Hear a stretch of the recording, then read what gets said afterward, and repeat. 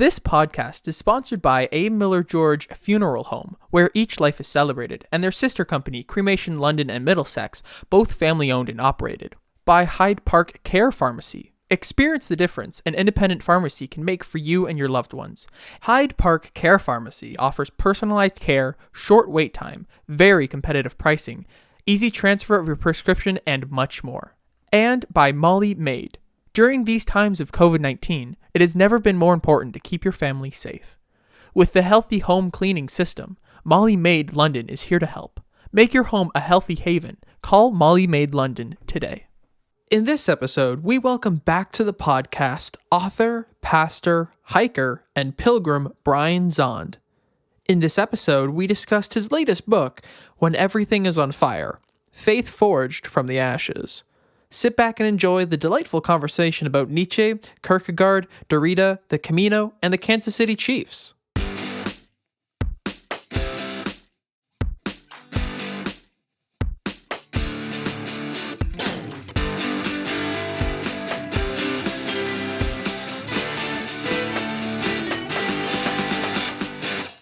Good morning, good afternoon, good evening, whenever and wherever you may be. Welcome back to another edition of the Vickers Crossing podcast, the final edition of this season.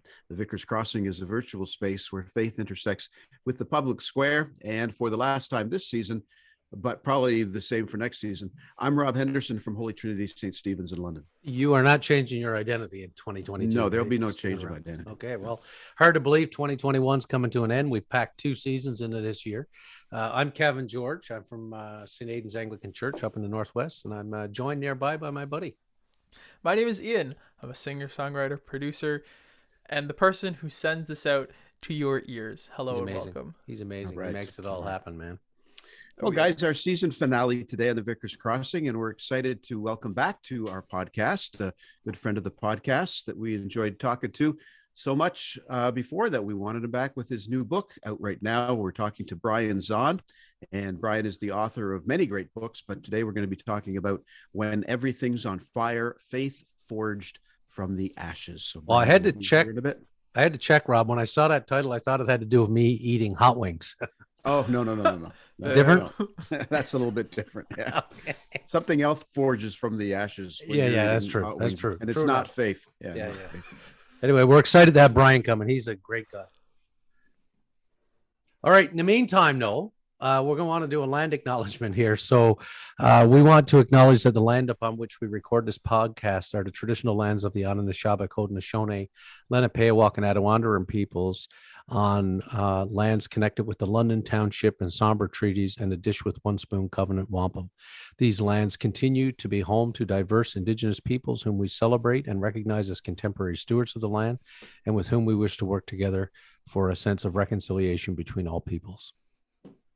And we also want to say thank you and hello to our sponsors, and so appreciative of their support over this past season, to A. Miller George Funeral Home, where each life is celebrated, and their sister company, Cremation London Middlesex, both family owned and operated. Thanks to Dave Mullen and the staff at A. Miller George. And Dave, we couldn't have been doing it without you.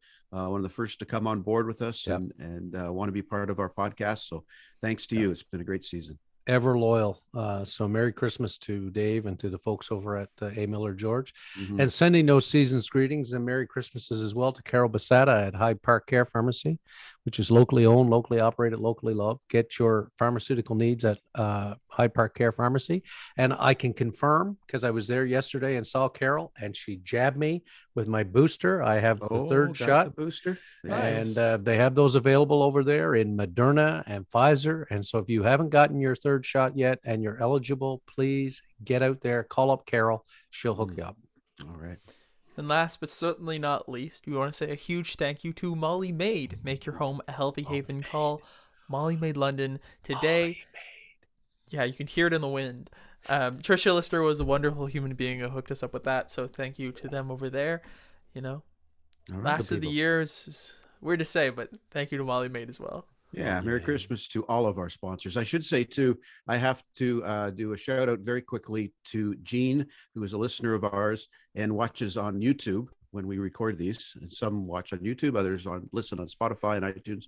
But Jean watches on YouTube, and she said, Rob, why is there a Santa over the back of your head? Oh So if you're yeah, watching I and had you that see question Santa last back there- week too.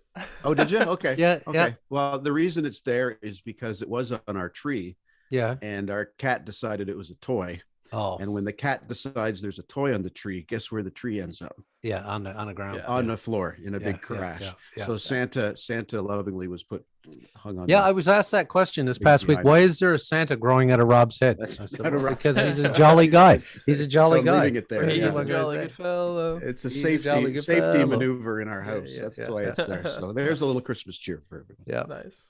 All right. So we've got to get to our segment here to find out what's Oh, yeah. coming up in the new year, because we will Yep. have another Yep. season coming up in 2022 in the Vickers Crossing. So Kevin, can you please tell us, my friend, who the heck did you book for the show next year? Well, am I ever glad that you asked? Because this week we booked this theologian named Maureen O'Connell. She's at LaSalle in Philadelphia, Pennsylvania. Her new book is called Undoing the Knots: 5 Generations of American Catholic Anti-Blackness. The episode release will be January the 31st, so be sure to look for her. We're also happy that we have coming up Aubrey Hendricks and Bishop of Rumsey and all kinds of great stuff happening in the new year. So be sure to get back to us mid-January. And don't forget, we're switching it up to make time for Ian.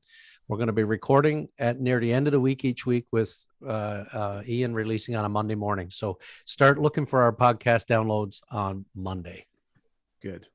We're looking forward to that and meeting a whole bunch of new guests and having a new season coming up next year. But to wrap up our season, again, Brian Zahnd is joining us, and Brian is here. So we're going to invite him in and get talking about his latest book and much, much more on the Vickers Crossing. Man's on fire. And we are back, and we promised you Brian Zahnd, and here's Brian on the Vickers Returning Crossing. guest.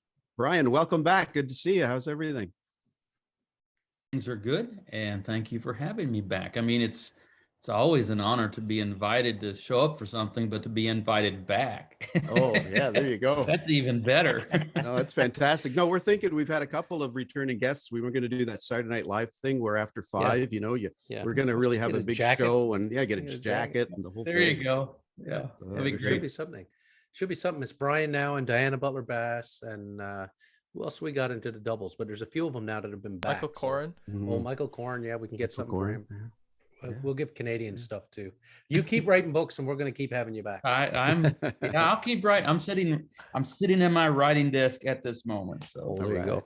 Yeah, so I could start any moment. yeah. And how's life in your neck of the woods? It's good. It's nice. It's a good season. I mean, it's all that it is. Everything's on fire. Ha ha. Nicely but- done. That's right. But still for our church, my Yeah, wife and I, it seems like a good time. good. Good. That's great. Well, look, we want to talk about this great book, which we got advanced copies of. See, it says right on there, it's not for sale, and it's an uncorrected proof. And But there now, are errors in the uncorrected proof, but in the final version, they got it right. Yeah, Haven't there seen- were- good. haven't I- seen typos in the final hardback edition. the only thing I could find was 2 periods were missed. But anyway, that's fine. I will get me a copy of the proper book now. So we want to dive in there and talk about that. I was intrigued in your introduction or your prelude, I think you call it in the book, about how the book was conceived, because you write about being on the Camino. For those of our listeners who are unfamiliar with the Camino de Santiago, it's a network of pilgrims' ways or pilgrimages leading to the shrine of the Apostle St. James the Great in the Cathedral of Santiago de Compostela in Galicia in northwestern Spain, where tradition holds that the remains of the Apostle James are buried.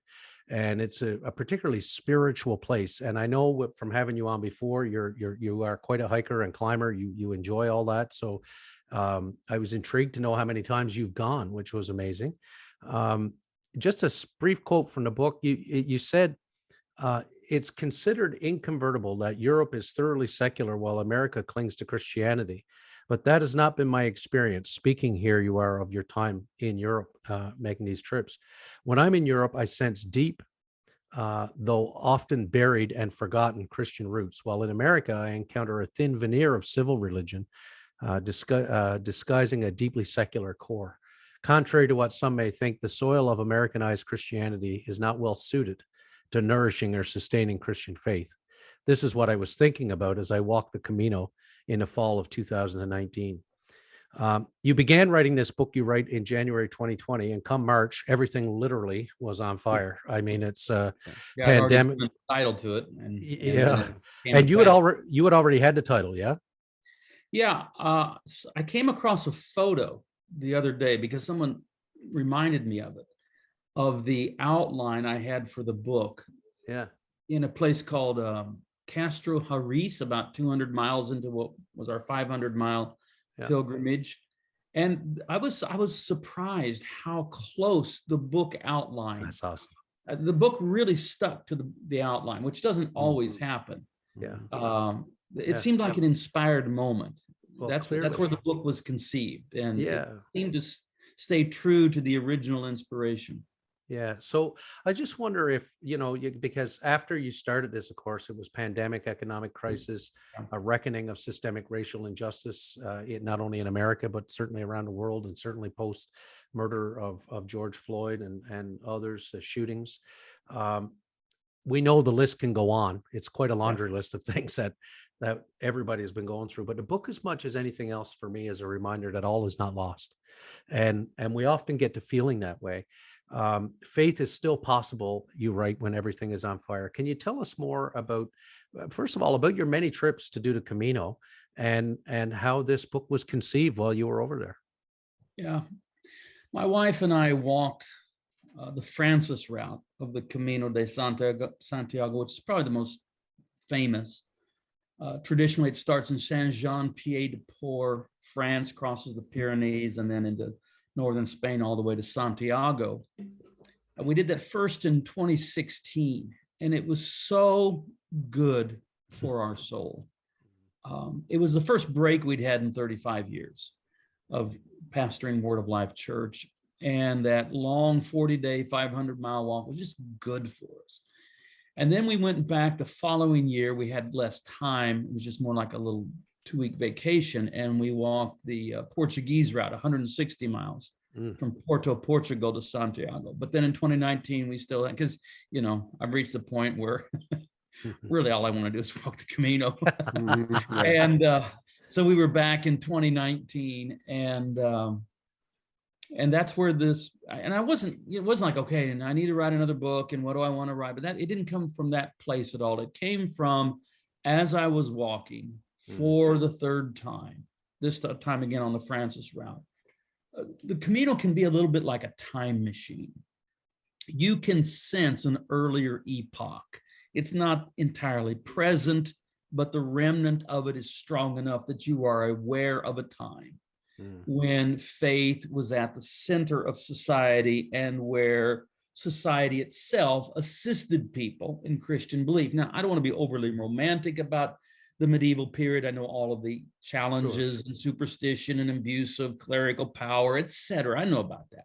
Yeah. But it still was a different time. And I was thinking about how, well, let me, before I say that,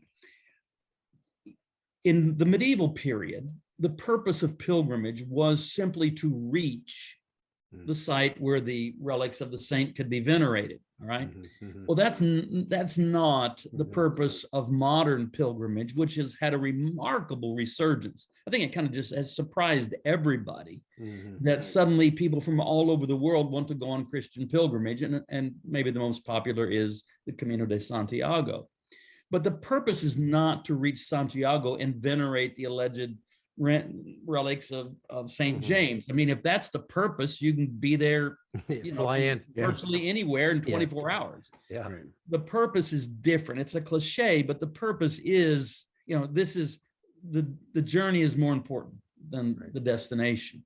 And it's that just settling into the blessed simplicity of doing nothing more than walking 12, 15 miles westward each day, carrying everything you need on your back.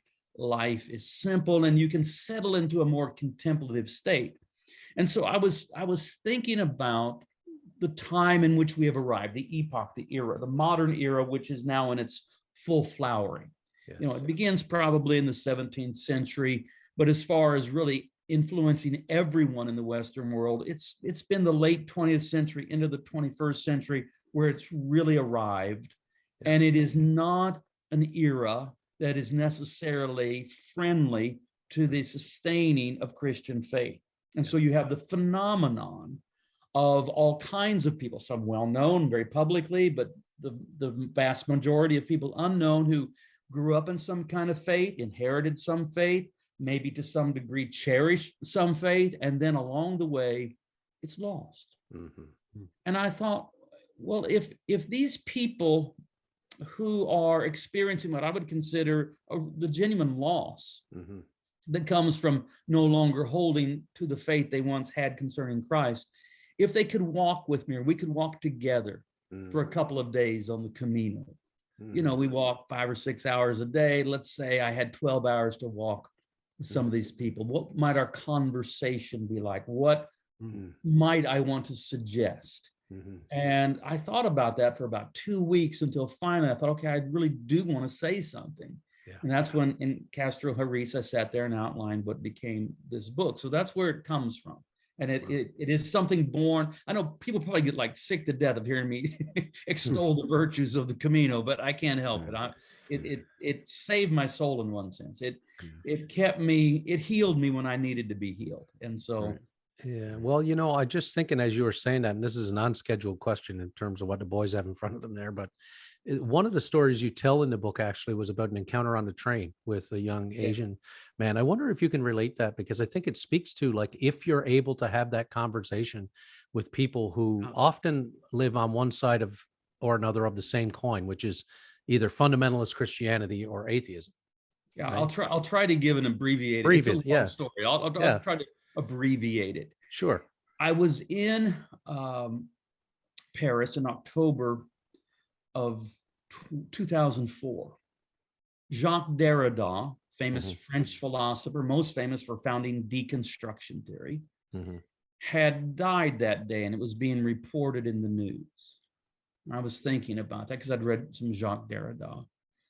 And I had an opportunity to visit Notre Dame that evening to see a multimedia presentation on the history of the cathedral. So I took the train in, I was staying way up north by Saint Denis, and I took the train, the RER, into the city center of Paris. I got there too early, had some time, so I dashed across the river to the famous English-speaking bookstore, Shakespeare and Company, where I bought a book so that I would have something to read for a little bit, you know, waiting for this presentation to begin, and then something to read going back. This is 2004. This is before we read everything on our phones. So you have to keep that in mind. So I went in there and I bought a copy of The Idiot by Fyodor Dostoevsky. He was thinking of me. Pardon me? You were thinking of me when you bought The Idiot. Tell the truth. All the jokes just write themselves. So as I say, I bought the Idiot, and I then left and went to the strange thing was, though, I already had a copy of The Idiot. I had a copy of The Idiot in my hotel room. And I paid 12 euros, a very nice hardback copy. It's sitting right over there. But I bought a 12 euro, for 12 euros, I bought a paperback copy because I thought, well, I have about an hour and I can knock out an hour of The Idiot. It's an extravagance, I know. Yes. But I went to the multimedia presentation, saw the history of the cathedral. It wasn't particularly religious. It was more just on the architecture, but it moved me. At the very end, I prayed. There was just a handful of English-speaking tourists in there. I said, God, use me more in this city. Got up, The Idiot and I. And we left Notre Dame. I got on the train, sat down. We went a stop or two. People come and go. I'm reading The Idiot. And a young man, Asian, probably from Singapore, although I never found out, came and sat opposite me. You know, you're just strangers on a train. But he spoke to me and he said, oh, that's an interesting book you're reading there. I said, The Idiot? Dostoevsky, you've read it? He said, I'm reading it right now. I said, what a coincidence. We began to talk.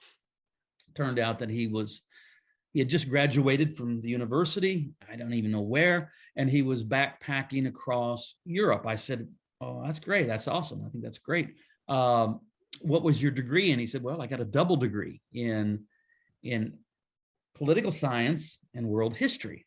And I thought, I told him, that's a great combination of degrees, political science the attempt of human governance, world history, the record of our failures. That's right. And he laughed. And so we began to have this discussion about Derita, because that came up, and Dostoevsky and things like that. We're just talking and telling the story. Is unusual because his name was you. So you and I on the train in Paris on the day that Derita died. And at one point I asked him, I said, what hope do you have for the world? He said, oh, I have no hope. And that kind of surprised me. And then he brought it up. He said, I understand that Dostoevsky was a Christian. Do you know anything about that? I said, yes, I do. So I told him the story about how Dostoevsky had lost his faith, and then how he recovered it in prison. And then he works the gospel into all of his subsequent novels. And then he became serious and said, kind of leaned close to me and whispered, he said, when he asked me, he said, what do you do? And I said, well, I'm a pastor. And that's when he said, well, that surprised him. He didn't think I was a pastor, which I kind of felt proud of. We like that, don't we? When that happens, we like I know. that. I know. Yeah. You're normal. Yeah, and exactly. Yeah. And he said, well, since you're a pastor, I'll tell you something. I grew up in a Christian home, but in high school, I became an atheist. And I've been an atheist all through high school and college. But today I went to visit Notre Dame just to see the architecture. You understand? I said, I understand. He said, but when I walked in, the beauty of the place, the grandeur, just something happened. And I knew that God is real. And I tried to pray. And I tried to tell God I was sorry that I walked away from him, but I don't think he heard my prayer. And I said, he heard your prayer. I just came from there. I just prayed there too. And I said, God, use me more in this city. Yeah. And I think God must have said something like, wait a minute. There's a couple useful idiots. Yeah. I can answer two prayers at once. Yeah. And so I tell the story of how we had a conversation and we amazing. prayed, and it was very beautiful. Yeah. And I thought I'd only been there for, I don't know, a short amount of time, but apparently more time had passed than I thought. Sometimes when you get lost in conversation, this happens. And as soon as we got done praying, I said, amen. And I opened my eyes and I was at my stop and I said, oh, I have to go. Gotta go. And I just jumped off and off went the train. Wow. Yeah. I remember standing there on that platform and I just thought, I feel like an angel, that I was able to be there at that moment. And there's something very poignant about the day that Derita died. Yeah. Yeah. I mean, you can only deconstruct for so long That's right. Right. before That's a good you're story. standing at the abyss of nihilism, or you have to find something to believe in. Right. Yeah. So, of course, I tell it better in the book because I had time to really write it and get it right. Yeah, no, I think you But told it well. it is a beautiful story. And I've had a few people ask me if that, because I refer to it as a postmodern parable. It 'cause is I a think parable. It kind of is. Yeah. But then people ask me, is that a true story? No, it really is a true story. I Yes. apply it, I try to unpack it, but no, it actually happened. It's a true Yeah. story. Yeah, Fantastic. great story. Great story. Well, in the first chapter of the book, Brian, you titled The Madman's Lantern. And it's inspired by Nietzsche's parable, The Madman. And in it, you kind of envision having lunch with him in like this cozy cafe in Switzerland. And you admit to agreeing with a good deal of what Nietzsche writes. You say his critique of 19th century European Christianity is often as accurate as it is scathing. And you also point out that he was not alone in his critique of Christendom. And while Nietzsche was offering critique from the outside, from within Christianity itself, we had Soren Kierkegaard, which you raise about too in the book. And you include this incredible quote from Kierkegaard that I wanted to read here. Absolutely love this. It goes, I might be tempted to make to Christendom a proposal different from that of the Bible Society. Let us collect all the New Testaments we have. Let us bring them out to an open square or up some summit of a mountain. And while we all kneel, let one man speak to God thus. Take this book back again. We men, such as we are now, are not fit to go in for this sort of thing. It only makes us unhappy. This is my proposal, that like those inhabitants in Gerasa, we beseech Christ to depart from our borders. This would be an honest and human way of talking, rather different from the disgusting, hypocritical priestly fudge about life having no value for us without the priceless blessing, which is Christianity. Kierkegaard. This is fantastic. I love it, man. Fantastic, eh? Yeah. Can you say more about the writings of these two philosophers and that invitation? I've been very consider influenced that? by them. Yeah. both of them. And if I can say so, I'm pretty well read Yeah. in those two philosophers. Well, it comes screaming out in your writing too that you are. And so, well, I don't want people to think, that I set up Nietzsche as a straw man and read like a Wikipedia article on him. No. First of all, I've read most of Nietzsche and I like him. I have an affinity for him. If for no other reason, he's just such a great writer. He's engaging, and he's also a PK, which makes another preacher kid. Yeah. Preacher's kids, I raised 3 of them, have an acute sense of hypocrisy. And so what Nietzsche, now I think in the end, Nietzsche gets it tragically wrong. Right. But I probably agree. I think his solution is terribly misguided and doesn't come to pass. And I think we can see that from history.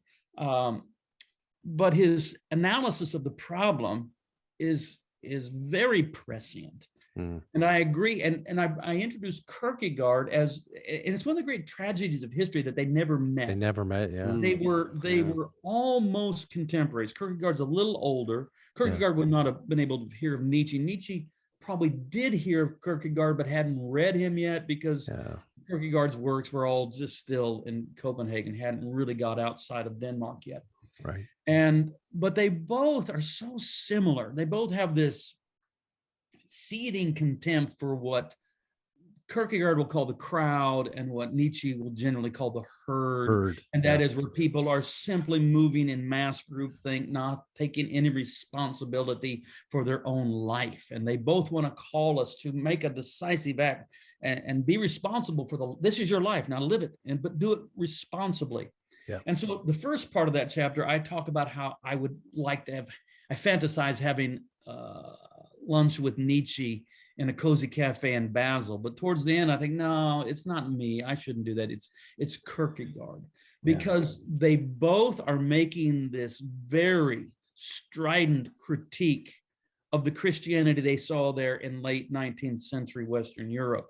The difference is that while Nietzsche believed that Christendom was an empty shell that contained nothing but what he would call things like slave morality and all of that, Kierkegaard maintained his faith and believed that at the center of it there was the seed of the Word of God, who is Christ. And I think in the end they take different paths, and of course I think Kierkegaard took the better path.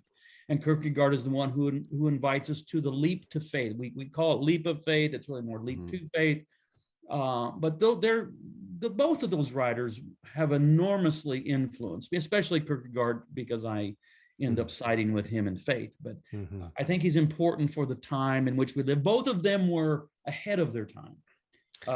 Nietzsche uses the term prophetic untimeliness. Os Guinness wrote a book entitled prophetic untimeliness, but that's a phrase from Nietzsche, just like Eugene Peterson famously wrote the book A Long Obedience in the Same Direction, another Nietzsche line. Nietzsche just is a gold mine of pithy little one-liners, as is Kierkegaard. They're very similar. Well, I think into my library is going disgusting, hypocritical, priestly fudge. That is mine forever now. And there's good fudge, but then there's that. This is shit. That's different fudge. And I'm pretty sure fudge is the euphemism. Yeah, I think so. I think it is.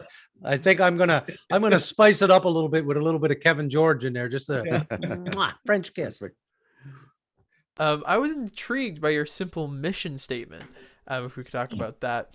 You write, to help make Christianity possible for my grandchildren and their generation, I want my 8 grandchildren to be able to celebrate Easter for a lifetime. And if my grandchildren are to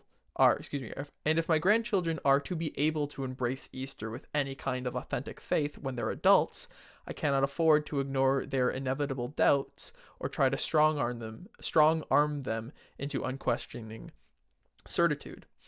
In our secular age, that is a formula for atheism. Instead, I do my best to nurture my grandchildren in the rich soil of historic Christian faith, which, in its healthiest forms, has always been comfortable with mystery and nuance, metaphor and allegory, candid questions and honest doubt. Because in the end, Christianity has suffered more casualties from faux faith than from honest doubt. Amen. You describe passing on a Christian faith that is a beautiful mystery, more than a collection of ironclad certitudes. Can you talk more about this? Yeah, and I talk about my grandchildren being something of a touchstone for me to get my bearings. I have 8 grandchildren, 11 and under. Mm. I have 3 sons, 3 grown married sons. The older 2 have children. They each have 4.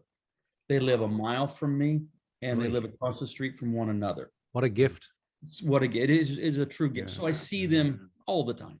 You know, we're doing life together, and but I'm making no assumptions about what we are hurtling into. that true, authentic Christian faith will, in my estimation, become increasingly rare. I'm not saying it's going to disappear, but I think, you know, once we get beyond the awful culture wars we've been in and enough older people die off, Christian nationalism dies away. We're going to be in an age where Christianity in North America, I would describe it as chastened, humbled, and greatly reduced. Yeah, it will be a remnant. And so that to be a Christian will be something of an outlier. I mean, to be more than a nominal Christian, to say something. And so, well, what I understand is that the story of Jesus is inherently beautiful. And if I don't muck it up with a lot of, you know, as I say in the book, ironclad certitudes, and here's what you, and try to chain them down with that. Yeah. But trust Jesus and the story of Jesus to be beautiful enough to fascinate them. That's really what I'm betting on. I'm betting on the beauty of the story of Christ to fascinate, you know, my oldest grandson, Jude. He's 11, which means he'll be 21 in 10 years. For him, that's a lifetime. For me, it's a blink of an eye. Right. And so what is going to sustain faith for Jude over the next 10 tenuous years? Right. I think it's not certitude, and it's not clever apologetic arguments, and it's not, you know, cracking the whip. It's, can we keep the story of Jesus beautiful enough that it can interest a teenager that's growing into young adulthood? Yeah. Isn't that the question, Rob? That's like it. Yeah, that just really hits home. Yeah, I love that, because I've got 2 boys that are in their early 20s, and so I hear what you're saying, Brian, about that. And they're PKs, and they push back against PKs, and oh God, of course. But to frame it like that is very, very powerful. Well, my oldest son, Caleb, this isn't his vocation, but he is a good writer. Yeah. And Perry and I, my wife and I, we've like, Caleb, if you ever write a memoir, just try to be kind to your mom and dad. We did the best. Yeah, exactly. Well, and I should say that you should let them know that you've always been kind to them in your writing. You always write highly of them, like you've been very kind to your children and your grandchildren. I believe that. But the whole thing is infused in your book and in your other books as well, but particularly in this one, in terms of this conversation about, you know, I mean, I think a healthy dose of deconstruction is good, and you talk about that, and we'll come to some of that later. But you present a case really that can only go so far, and that mystery is so critically important. And you write quite a bit about this, and I love how it's infused throughout the book. You write about your own heart being captured by Jesus, using the description holy fascination, which I really loved. Well, there's much about that revelation to you as a 15-year-old you can't explain, because that's the way mystery is. You do say, though, in the book, that you're confident that at the center of your faith, there's found not a religion or a book of theology, but a person, the crucified and risen Lord Jesus Christ. You can confidently say you didn't think your way to faith, but encountered Christ in your heart. Your conversion was mystical, not rational, you write. You write that your experience is that beauty is a more reliable conversion. That beauty is a more reliable conversion than, I'm not getting that right, and that mystical is not rational. So, and you're writing that your experience of beauty is really a something to hold on to. And you go on to describe building that theological house. So this sort of gets into this deconstruction piece. You say that for your lifelong journey with Jesus, there has to be a container in which you live out conversion that you had. And every time we talk about Jesus, you say, or God revealed in Christ, we're engaging in theological construction. We're building something, whether it's the scaffolding or the house, we're building something in which to house all that. While you're not fond of the word deconstruction, or at least you know its limits, is probably a better way for me to say that. You offer this experience in your midlife. You say that at around the age of 40, you began to be aware of certain inadequacies in my theological house. It was generally too small, mostly too impoverished, and altogether too informed by garish style of modern fundamentalism. Jesus was still living in my theological house, where I worshiped him as king, but I was living with my king in an unworthy construct, a theology that was too characterized by sectarian certitude, Western individualism, American consumerism, and religious nationalism. And boy, that's a mouthful. I never doubted Jesus, but I began to have serious doubts about the theological house I'd built around Jesus. So you say that in 2003, you decided you couldn't live in that house anymore. I just love the metaphor.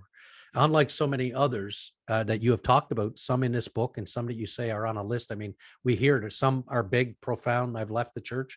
Others are those smaller stories like you, who you spoke with, right? You've held on to Jesus, like you've managed to deconstruct that house without having to throw it all out. You've been able to do all that. Can you say more about this part of your life and how you journeyed into that place where you were willing to at least deconstruct the house which you had built around Jesus? Yeah, this is the story of my born again experience. Yeah. I did have a dramatic encounter with Christ as a teenager, and that put me on this trajectory where I was leading a ministry by the time I was 17. I mean, it just happened. It was the Jesus movement and things like that could happen. And it more or less turned into our church that I've been leading now for 40 years. Wow. But I started with Jesus, but then one thing leads to another. It was in the Jesus movement, which I remember fondly, despite its limitations and flaws. And that led me into the charismatic movement, which I describe as good until it wasn't. And then just on down the line, then that's kind of word of faith and religious right. And by the time I was arriving at age 40, I had this growing sense of unease. I thought, this isn't where I started. No. This is beginning to feel way too accommodating because one of the things about the Jesus movement, there was a sense that we were somewhat revolutionary, radical, and that we were other than the wider society. And by the time I was 40, I feel like I'm just a Republican with a Jesus fish on his SUV. It doesn't feel very radical. Yeah. And so I went through a period that was quite profound of rethinking, largely by becoming more acquainted with better theology. And I reconstructed my theological house while living in it, which is always a mess and difficult. Today, people probably would say something like, oh, that was Brian's deconstruction period. I would never have described it as that, even at the time. Now, that term wasn't in vogue in 2004. Right. Yeah. And I knew enough philosophy. I knew enough Derita. I'd read Derita. And that's where we get that phrase. I knew what he meant by that. And it wasn't really what was going on. Maybe there was a little bit of that, but not much. So I wouldn't have used that term. But what people are experiencing today, I experienced 15, 16, 17 years ago. Yeah. So I write sympathetically about that there can come moments, and it can be prompted by who knows what, it can be almost anything, where you are thrown into a crisis, where you must reevaluate certain aspects of your theology, that is how you think and what you say about God, how you understand God, or it's no longer going to be tenable.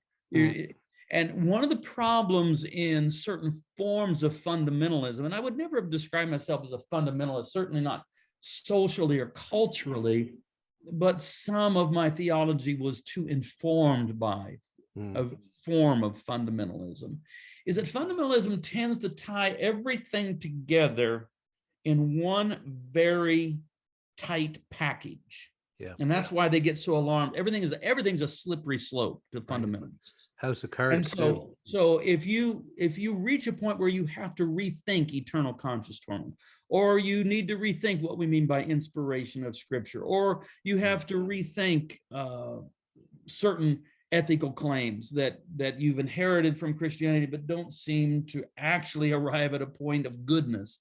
Yeah.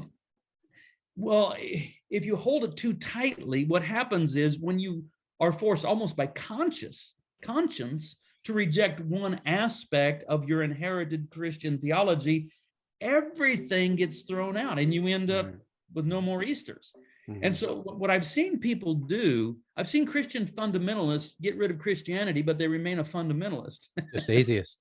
I would like to reverse this a little bit and say, okay, let's maybe let go of the fundamentalism, but try to hold on to what is at the heart. Hold on to Jesus and let everything else be negotiable. Right. And maybe that doesn't even work. So I'm not here to, but I am a believing Christian. I am a pastor, and I do want to help people hold on to faith in Jesus. And one of the things I'll say is, let's just focus on Jesus. Let's hold on to Jesus, and we can even talk about how we understand the revelation of Christ. But let's just focus there, and everything else is negotiable. Everything else is subject to deep, serious analysis.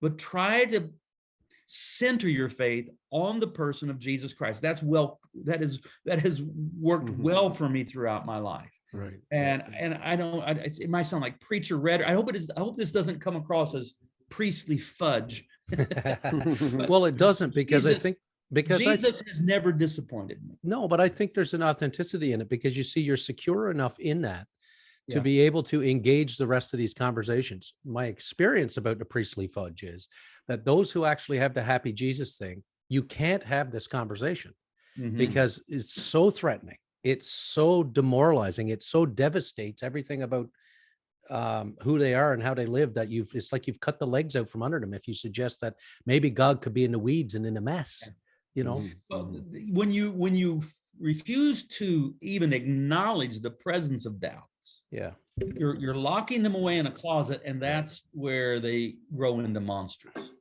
that eventually break out and you can't contend with. If we'll keep our doubts in the bright light of day, generally we can deal with them. And one of the things I would encourage people that are viewing, listening to this, sincerely, I really don't think there are any profoundly new issues that are being raised all of a sudden here, in 2021. The church has actually been addressing these kinds of questions and challenges and doubts and problems for a very long time. Now, maybe not in your particular narrow tradition. You may have to become a little more broad. Yes. You may have to have more ecumenical width in how you approach these things. But the church as a whole has not been sticking its head in the sand, unwilling to deal with some of these problems. So let us reason together. Let's talk about these things. Right. And that's it's a great segue into my next question, because I want to ask you about the chapter entitled "Losing Jesus." And I'm kind of framing this question today as I'm reading that too, that just this past Sunday, I had a brief encounter with a young gentleman and his fiance who came to our parish through an invitation and some other circumstances for the first time. And I chatted after and said, what brought you here? And we were talking, and he started to talk about, I don't really know why I'm here. I've come in and out of church and Christianity so many times I can't count. So there's talk about the doubts and the questions and all that. But you talk about in the book, in Losing Jesus chapter, you write about the Virgin Mary losing Jesus. And you describe, Mary's the Home Alone moment where 12-year-old Jesus disappears. Kevin! Kevin, where'd you go? ends up in the temple teaching, and then there's the 20 years later, Jesus returns to Galilee after 40 days of prayer and fasting and goes out to preach the kingdom of God. And then Mary loses Jesus a third time on Good Friday, again for 3 days, finds him again on Easter Sunday. And building on that, you write this: losing Jesus, finding Jesus, rethinking Jesus. This is the only way we make spiritual progress. Just about the time we think we've got Jesus figured out, he goes missing.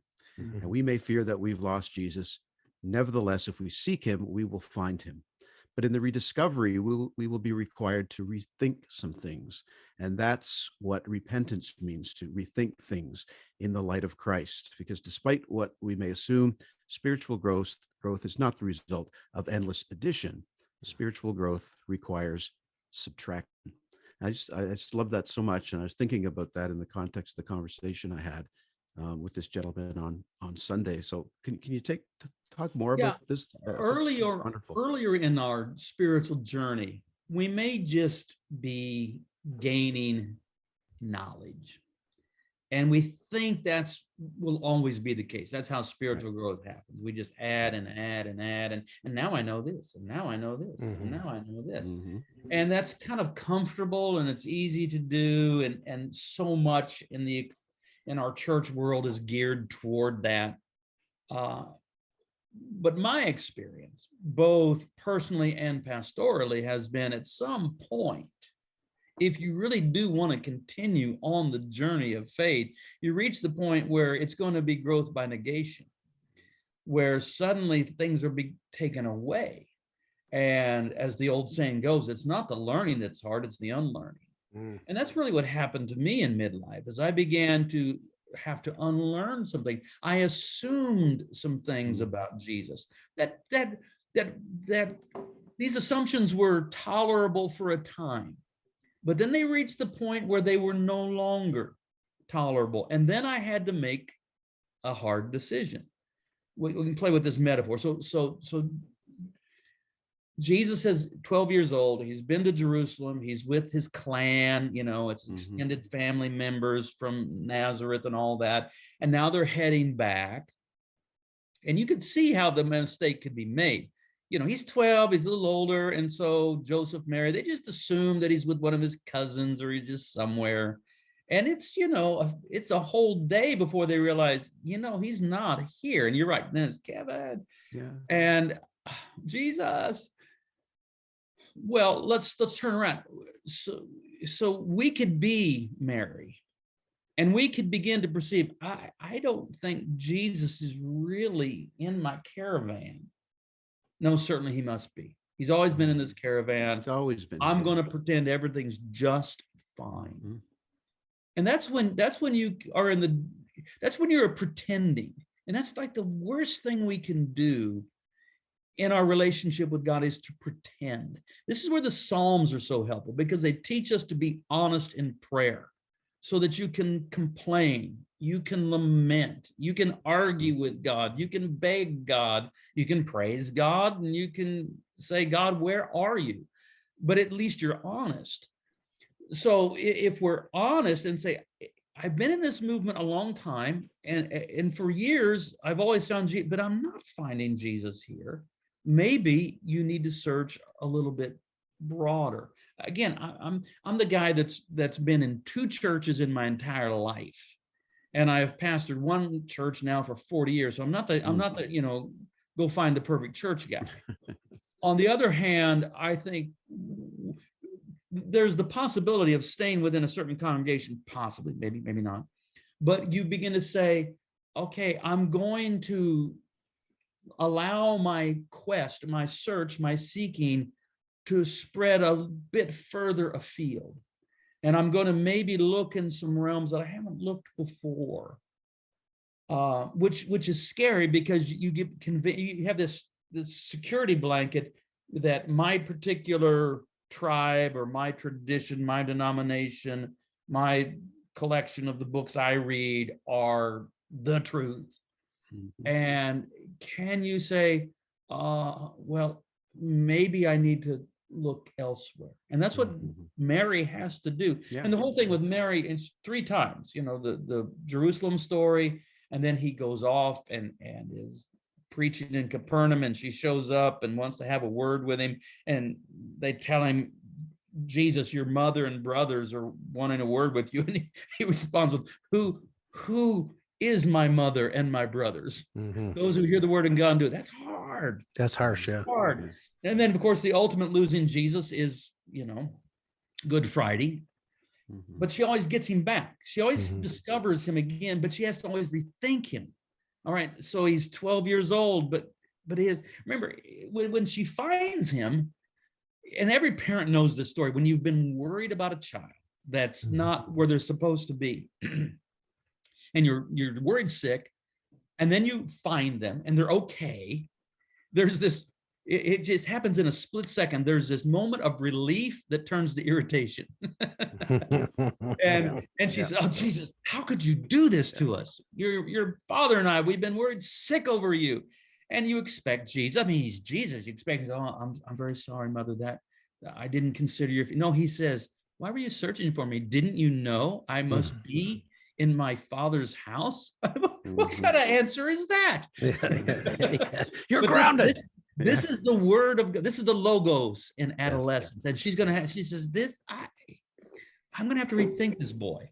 And then she has to rethink this young man. And then she has to do the ultimate rethinking when he is raised from the dead. So I think that's a pattern. That's not just a little sermon for me to do. That's a pattern of growth, especially as we get further along in our journey with Jesus.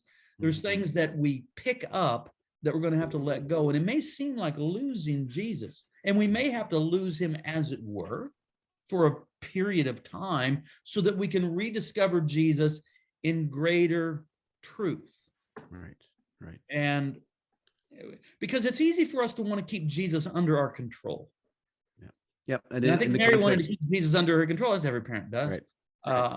But ultimately, we can't keep Jesus he's irascible, and he's going to spin out of our control. And then we have to decide whether we can pretend or we can do the hard work of saying, I'm going to have to rethink some things here. Exactly. Listener questions. What's the sound? I hear the theme music for our new segment, everyone, which is listener questions. That is correct. Listener questions. We interrupt this very wonderful program with a question from our listener. Each week, we'll include a video or a video question from our guest. For our guest. Today, we bring you a question from Niagara Falls, Ontario. Mark Bray, I believe I pronounced his name correctly. Is that correct? Bray. Sorry. Like the vicar of Bray. Sorry. Mark Bray is a captain of the Salvation Army and is a pastor at Niagara Orchard Community Church. Let's hear this burning question that he has for Brian. This is very deep, too. Prepare yourself. Roll the clip. Hi, I'd like to ask Brian, what is your favorite Advent hymn or Christmas carol, and why? And I'd also like to ask if I should jump on the Chiefs bandwagon with you. I'm a Steelers fan, so the Steelers are not going to reach the Super Bowl. But do you think Kansas City can still win the AFC and be in the Super Bowl in February? Ooh. I love these kind of questions. I really do. Well, Advent hymn, O come Emmanuel, because it's about the only Advent hymn we actually know. Yeah.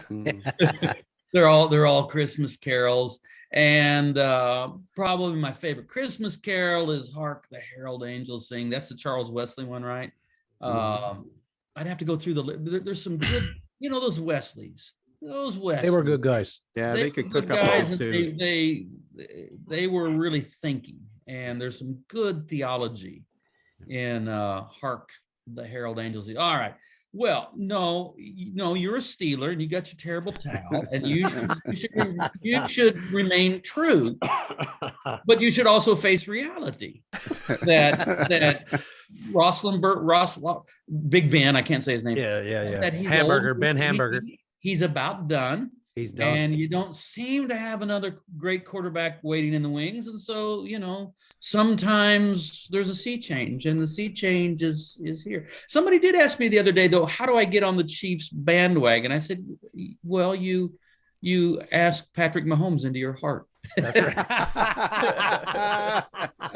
Well, listen, Rob and I might need to invite him into our heart because we're Lions fans. And that is talk about suffering in the wilderness. This word of suffering servant from Isaiah. It's just it's crazy. It's crazy. Anyway, well, what was that, Ian? This has been the first episode of Listener Questions. If you would like to submit a question, a video question for one of our upcoming guests, email vicarscrossing@gmail.com. That's vicarscrossing@gmail.com. Thank you very much, Mark. Awesome. And thanks for playing along, Brian. But let's get back to your book. Okay. Couple of more questions before we close. Karl Rahner wrote, and you quote this in the book, a devout Christian of the future will either be a mystic, one who has experienced something, or he will cease to be anything at all. And I think that was 1971. Half a century later, his prophecy feels more prescient than ever. You write, religion that resides solely in the intellect is incapable of sustaining faith in our disenchanted age. In a secular epoch, the Christian will either be a mystic or nothing at all. The tsunami of secularism scouring Western Europe and North America will not abate anytime soon. This spiritual crisis will not be survived by clever apologetics or waging misguided culture wars or by pining away for an irretrievable past. If the Christian faith is to survive the tsunami of secularism, it will be because Christians have their own experience with God. The faith of the future will be sustained by an experience and not an argument. You argue that because we're all children of God, created in the image of God, we are capable of experiencing God. From the very outset, Christianity has viewed the mystical experience as universally available. So tell us more about the importance of mysticism in the Bible and in church history, and about your own mystical experience, some of which you recount in the book. Yeah. Mysticism, I understand, can be a tricky word. Some people can be put off by it, that it sounds something akin to some form of New Age occultism or something. Mm-hmm. But I couldn't find a less tricky word. Right. Yeah. And by mysticism, we simply mean the direct experience of God.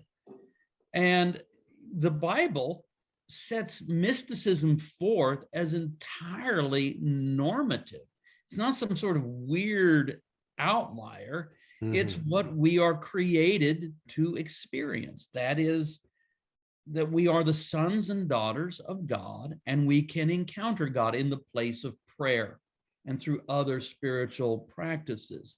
Mm-hmm. I think what has made this difficult, there's many things, but one thing has happened. In the full development of modernity, we have been told, not probably formally, but it's just everywhere in the culture, that only that which proceeds from the intellect or from reason is valid. Mm-hmm. And that the mystical experience of the heart, or whatever you want to call it, is not valid. And you can't base your life on it. And yet I think most people somehow know that's not really true. That Blaise Pascal was onto something when he said, you know what, the heart has its reasons of which reason knows nothing.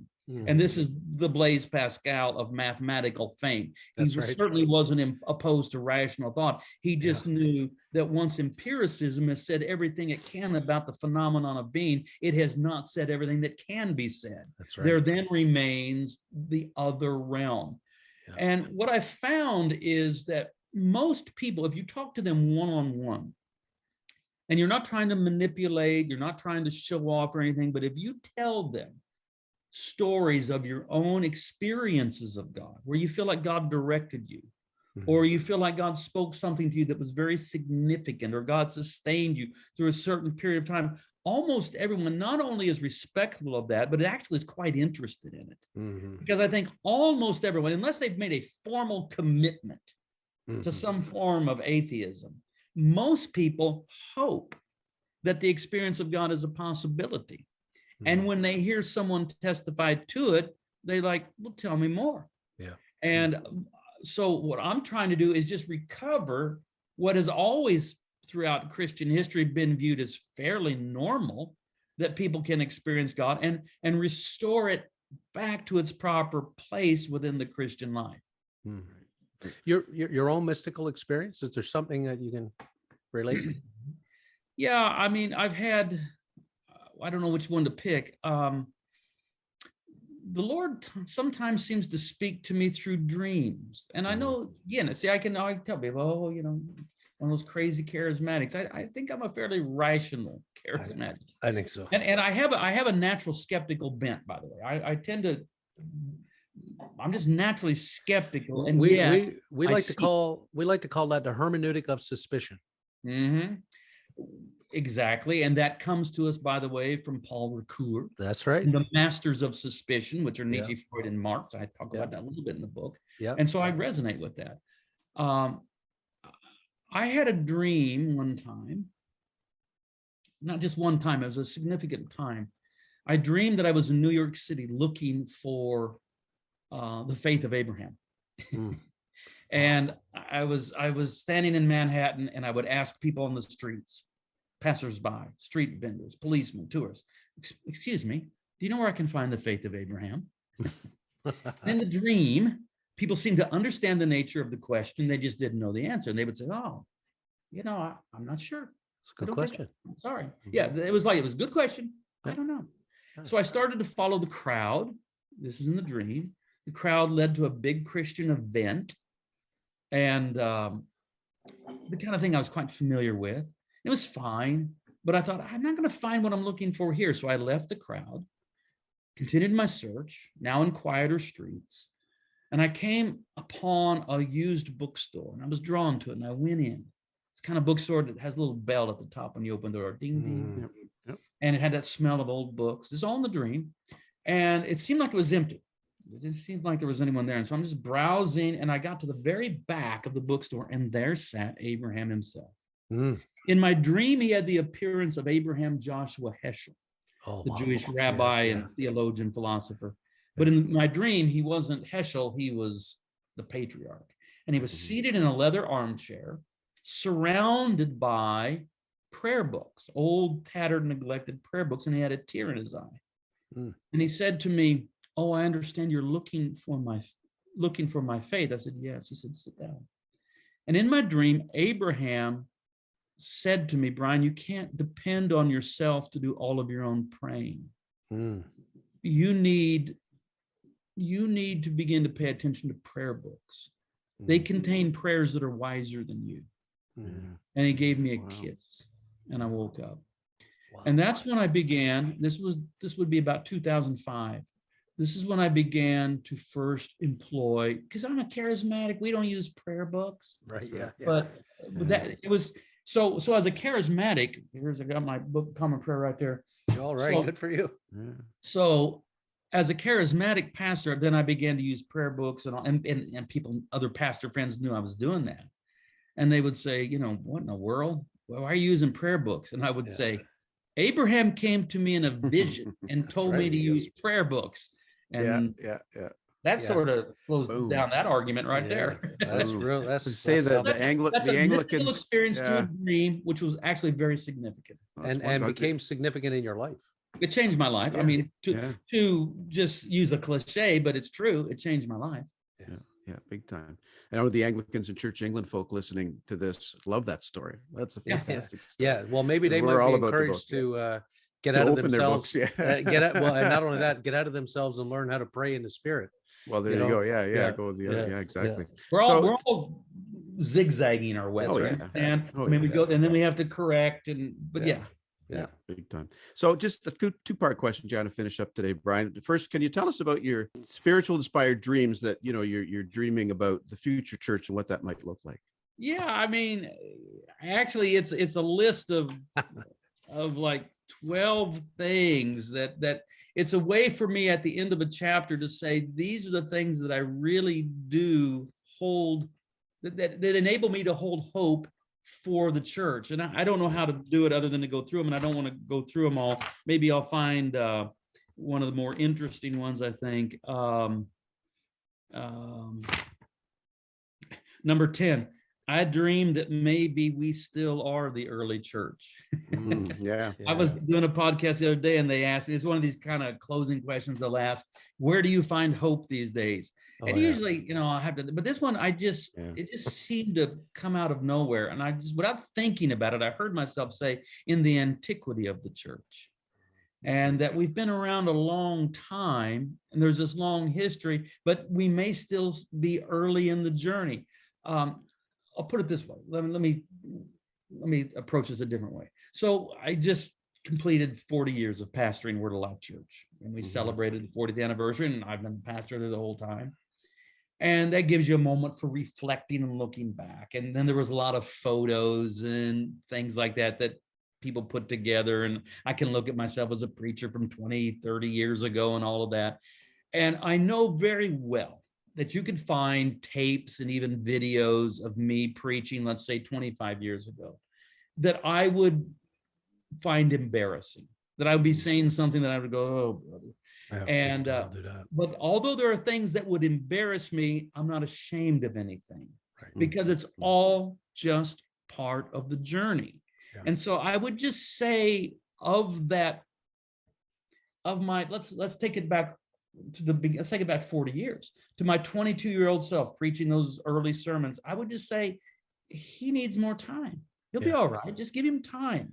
Yeah. And I find hope that maybe we still are the early church, and that we're just on this journey, and God is patient. God sings that song, "Time is on my side," and he means it. Yeah. That's right. So, well, one of the dreams you say you have for the church is that the church in the distant future will kindly forgive our faults, for we too are people of our time, right? So I think that sort of fits to what you're saying. right. I think I like us to maybe end our podcast too with the way you end your book. You've got this wonderful poem entitled "Laughing Now." Would you be so kind as to share that with our listeners today as we wrap up? Yeah. I'll say something about poems for me. This is just me, but I can intentionally write books. I can say, okay, it's time to write, and you just sit down and write. Poems, I don't ever go chasing them. I can't catch them with a butterfly net. They just come when they come.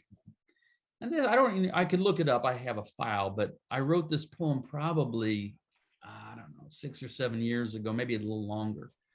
I'm at the stage of life where I say something 6 or 7 years ago and it was 12 years ago. Yeah, we know what you're talking about.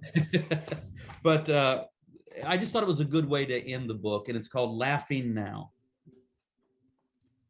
Something is happening to me.